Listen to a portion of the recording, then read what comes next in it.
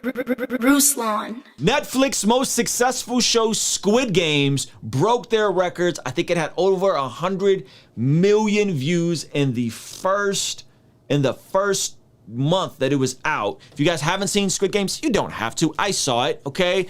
Rather violent, but the thing is, once you start watching it, you can't really stop. It is a South Korean show that has a lot of deeper commentary than we might think about. So what's the premise? It's very simple. Squid Games, these guys who are in gross amounts of debt, a lot of them are gamblers, end up having the option to go and participate in these kid games, everything from red light, green light, and they get to go and participate in these games, and they're playing for the equivalent of about $40 million, okay? There's gonna be some spoilers in this video, so if you're in the middle of it, don't be mad at me because I'm giving you the information, okay? So they're going to compete for this, and there's these different games that they have to play, and people keep dying, and it's brutally violent and over the top, and I don't recommend it. I definitely don't recommend it if you have kids, okay? I don't recommend it if you got a weak conscience. I don't recommend it if you're offended by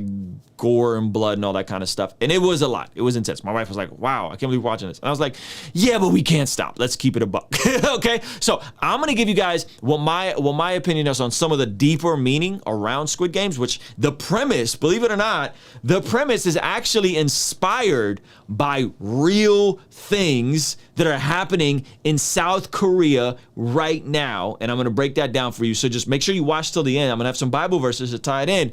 But I wanted to first point out the first thing from Squid Games that stood out to me, which was these guys that pulled up who were the guests. As remember, these guys, they pulled up to watch the Squid Games. Okay, now my first theory on Squid Games is these guys is a shot at all of us. These guys are actually us who are sitting around watching this game and indulging in it. I think that's the first little commentary, little nod is like, oh yeah, like you're gonna come in and participate in this debauchery and watch it. And I think that when I saw that, and guess what? They were American, were they not? They were all American. So I think this is a little shot, low key, at America in terms of the wealthy consuming the misery of the poor in entertainment form.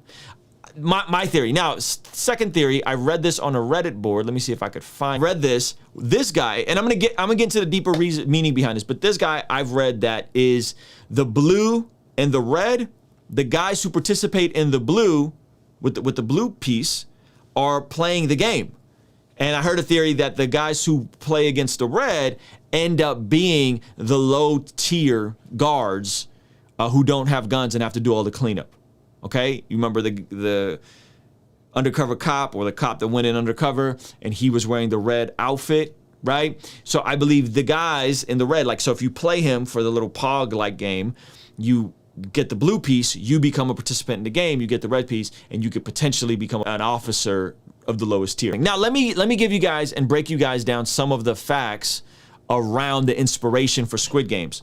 South Korea has a massive debt problem, like insane debt. And you can verify this and Google all of this. So the actual premise of people being really down and out in terms of their financial state and being in debt and even signing clauses to give away their kidneys is actually inspired by real events from the director and the showrunner of the show, where at some point that actually had to happen. And it's a intimidation tactic, but that is real, believe it or not, that there are lenders all over South Korea that have the most unethical and illegal rates of exchange. And so what happens is you're capped out at a certain amount going through a private bank, even though the credit card limits in South Korea are through the roof, but you get capped out at a certain amount eventually, and the interest rate stops, I think, from a banker at 20%. Well, the way the cycle of debt works in South Korea, because they have an older population, because the birth rate isn't growing as fast as other industrialized nations, they have a huge job crisis, and for specifically young adults, and their unemployment rate for young adults is 10%. Men between the ages, I believe, of 20 to 35, 10% unemployment, double-digit unemployment rate. So a lot of these people believe that they need these illegal lenders to help them get through things. And when you have the credit card industry, which is already super shady and giving folks with a $500 income, $50,000 debt ceiling to buy whatever they want, and then you add in the illegal lending, which there's flyers everywhere and there's all kinds of stuff. And again, LA Times, I believe, just came out with an article on this. There's illegal flyers flying around for you to grab. And it's just like, yo, you need money now. They'll give it to you right now. And they'll pull up and they'll give you, a couple $1,000s, a couple $100. But the interest rates are sometimes as high as 400% or 500%. So LA Times has this article and they interview this guy who owns like a tea shop. And the dude is like $800,000 USD, US currency in debt. Okay, crazy amount. So what happens is a lot of these folks who start out with credit card debts because they're young and they're stupid, and I ran into a lot of credit card debt, then they have to go on to get illegal debt just to survive because the job market is tough, and then they end up gambling as a means for easy money. And even when folks win, they end up losing all of it because, well, that's how we know easy money works for us, right? This entire premise isn't as far out as you think it is in terms of, yes, the bloody side and the murderers and all that kind of stuff. That's the game side is crazy. But the societal positioning of what these folks are going through is actually pretty real.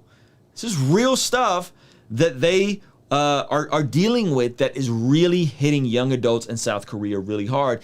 And because this young adult class is not stable and does not have a ton of economic mobility, their population is shrinking, meaning that there's way more older people. I believe the average age in South Korea is 48 years old. The average age in America, for context, is about 37, 38 years old. They have a much older population. What does that mean? That means that as people get older, they take more from the system than they put in. Okay, so South Korea pays out a lot in their version of SSI, and there's not enough young people hitting the labor market. This is going to create a huge economic burden on the entire nation. So this Squid Games thing has a way more commentary and way more truth to it in terms of assessing real life issues, and also kind of turning the mirror on us who are consuming it with the American folks that come and consume it. Now, I'm gonna give you guys two verses. The first one many of us are familiar with, which is Proverbs chapter 22, verse 7. Just as the rich rule the poor, so the borrower is servant to the lender. Okay, this is in the scriptures, okay? And if you ever look at debt in the scriptures, by and large, it's never seen as a good thing. It's never encouraged. It's never a benevolent act. It's always, hey, borrower is slave to the lender. He who cosigns is stupid, right? This is the type of language that's used. More or less, debt, is scripturally speaking, is usually dumb. And guess what? In America, we have a system where an 18-year-old with no type of income trajectory can go and take out $200,000 in debt without any plan to pay it back. And so we have a similar issue here with the student loan crisis, right? Money's given out like candy to 18, 17-year-old kids that have no real plans to pay it back, don't know how they're going to pay it back, when they're going to pay it back, they don't have an income, right? But you try go getting a business loan, which, by the way, I don't recommend business loans, but you go try getting a business loan. So it's a similar thing. Now, the way to alleviate all these issues in America and South Korea, again, I don't know the macro and the micro economies of different provinces of South Korea, but the way to alleviate these issues here is something that most people don't want to do, which some of you guys know my debt-free journey. I was $45,000 in debt. I actually had upwards of $100,000 in debt, but I was able to negotiate one of the $60,000 debts down to $1,000, which is a miracle in and of itself. You guys could see more of my debt-free journey in a video on that. But I was in a very similar position. Out of college, a ton of debt, a ton of just pressure and weight that I'm carrying. And so we, by the grace of God and following the Dave Ramsey baby steps, we were able to pay off $45,000 of debt in 18 months. That changed everything for us. Being able to do that changed everything for us. And then we saved.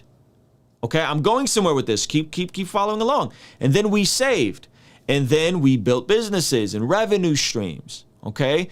And so there's a passage that speaks to this, Proverbs 6, verse 6. Proverbs 6:6. Go to the ant, you sluggard, consider its ways, and be wise. It has no commander, no overseer or ruler, yet it stores its provisions in summer and gathers its food at harvest. How long will you lie there, you sluggard? When will you get up from your sleep? A little sleep, a little slumber, a little folding of the hands to rest, and poverty will come on you like a thief, and scarcity like an armed robber. Now, this is the part I really want you guys to pay attention to. It stores its provisions in summer and gathers its food at harvest. Are you, friend, building your life in a way that when there is provision in summer, you are storing it away?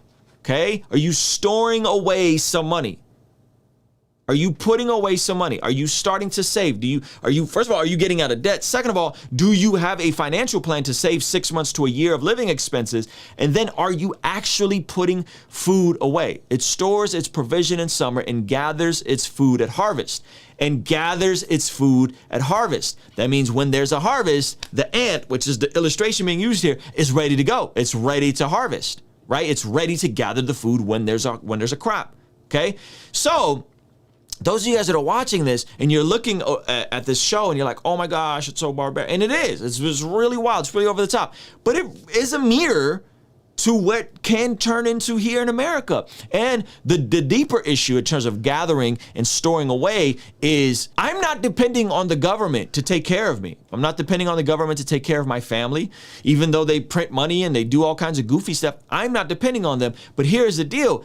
If you can start decreasing your overhead by getting out of debt, being on a financial plan, and and saving money, earning money, developing more skills so that you can gather at the harvest, you can have more skills in the marketplace, you can retire a millionaire. What do I mean? I mean just $100. Just $100. Those $100 pairs of shoes that you want, just $100 tucked away in a S&P 500 index fund on Robinhood. That $100 turns into $20,000 by the time you're ready to retire. That's a fact, okay? Because of how fast our market grows. So someone that just puts away $100 a month will retire with millions if they just put it in an S&P index fund, okay? Right on Robinhood. $100 a month, you're a millionaire. What if you put away $1,000 a month? Because everybody can scrape together $100 a month. But what you don't want is you retiring and then having to live off of 30% or 20% of what you used to earn off of SSI. And by the way, we're all going to retire at some point. And I'm not expecting the government to take care of me, because if you understand how SSI is set up, I mean, they're saying a lot of it's going to run out by 2030, and it's more or less like a Ponzi scheme. They got to keep people in the system working so they could tax those people and give it to the older people. Right? So some of you guys are watching this and you're like, oh, Ruslan, that's easy for you to say. Well, you are doing amazing things with YouTube, blah, blah, blah. No. I got out of debt 10 years ago when I was working a crappy job. Okay? I started building multiple revenue streams 10 years ago when I started pursuing music.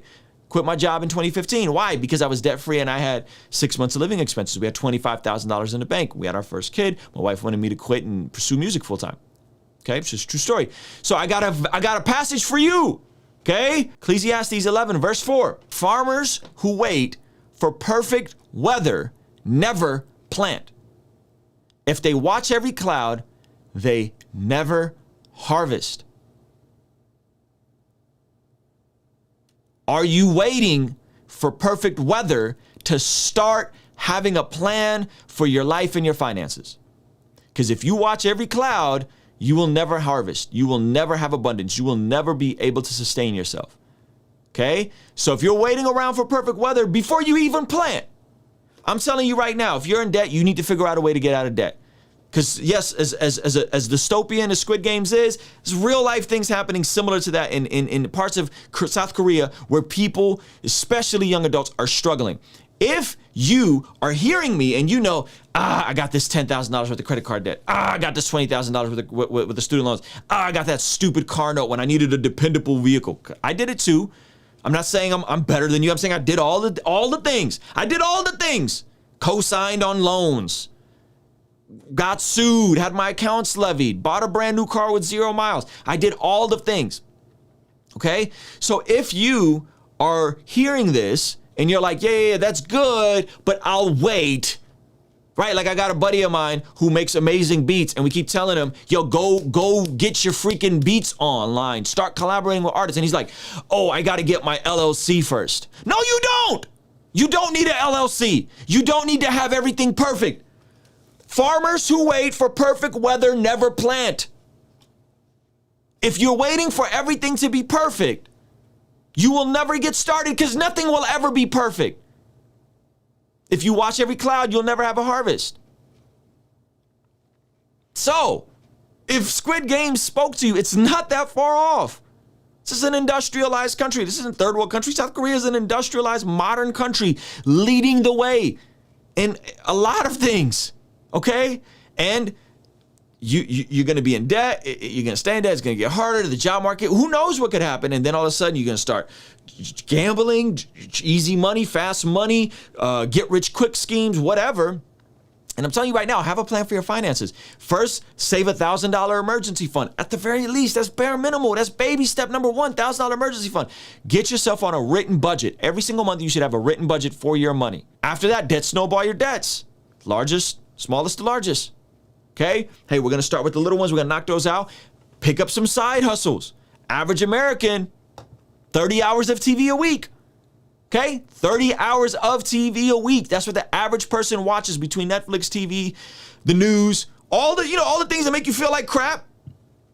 Yeah, 30 hours a week. That's a side hustle. You can go Instacart.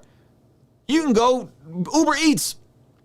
Right? Why? Because there's someone like me. I had my son yesterday. My wife was running late. I'm not the best cook. I pulled up Uber Eats and my son had a meal from the Habit Burger in 20 minutes. I was like, this is amazing. This is amazing.